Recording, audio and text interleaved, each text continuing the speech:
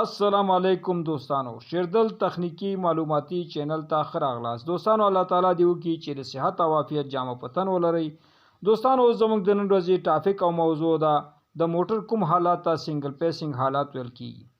دوستانو، عموما په کارخانو، فابریکو، شرکتونو او انډستریانو او کمپنیانو کې دوستانو عموما سپاسا موټر نصب شوي وي. دوستانو، هغه موټر چې هغه په 3 فاز باندې یعنی په 3 فازونو باندې چلیږي، په 3 ګرمو باندې چلیږي. دوستانو، خو کله چې دوستانو سپارټ یا د شارټ یا د اورلوډ له امله دوستانو سپارټ په دغه ویرینګ کې راشي او د سپاسه موټر چې په 3 فازو باندې په 3 ګرمو باندې چلیږي، دوستانو دغه څخه یو فاز کټ شي یعنی یو ګرم لین ته کټ شي دوستانو، او موټر بیا په دغه وخت کې رننګ په 2 فازونو باندې کوي، نو دغه حالات ته دوستانو سنگل پیسنګ حالات ویل کیږي.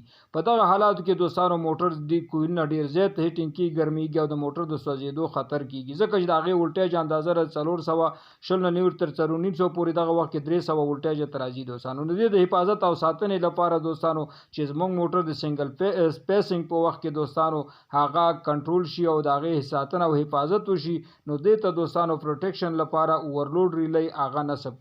دوستانو، د اورلوډ ریلی نصب کولو ګټه او فایده دا ده دوستانو، کله چې موټر سنگل پیسنګ ته ځي په دغه صورت کې دوستانو او ولټیج چې دی هغه لو کیږي او کرنټ چې دی های کیږي، نو په دغه صورت کې دوستانو دا ټریپ کیږي اف کیږي او د موټر ساتنه او حفاظت کوي. په دغه صورت کې دوستانو زموږ د نن ورځې ټاپک او موضوع همدومره وه. که غواړئ د برق تخنیک څخه ځانونه برخمن کړئ او خپل هر قسم برقي وسایل په خپلو کورونو کې جوړ کړئ، نو زما چینل د سره سبسکرایب کړئ او دا ویډیو د سره لایک کړئ. توجه نه مو یو جهان مننه. السلام علیکم.